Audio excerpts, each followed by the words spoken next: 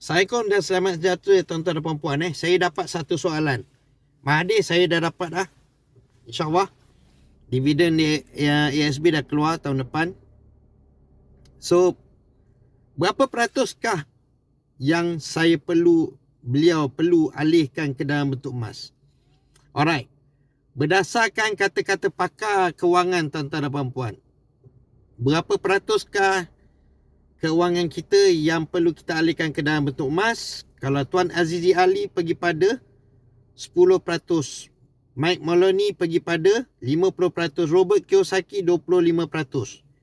Jika tuan-tuan dan puan-puan mempunyai 200,000 di dalam ASB, saya syorkan tuan-tuan dan puan-puan alihkan 100,000 mengikut kata Mike Maloney. Kerana apa? Kenaikan emas untuk tahun ini sahaja adalah pergi pada 50% ke atas. Daripada Januari hinggalah sekarang pada tahun 2025 ni.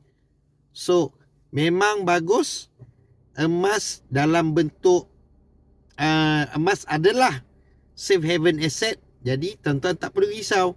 Biarpun apa terjadi, emas tetap emas. Dapat sesuatu, tekan link dekat bio untuk saya bantu tuan-tuan dan puan dapatkan emas, bimbing tuan-tuan dan puan, insya-Allah capai matlamat dengan emas. Kapten Emas. Assalamualaikum.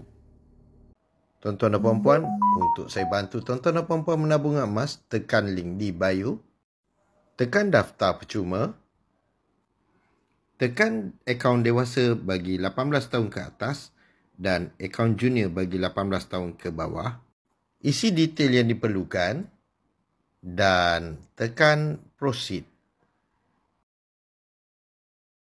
Saya akan menyantuni tuan-tuan dan puan-puan dalam masa 24 jam. Selamat menabung di Public Gold.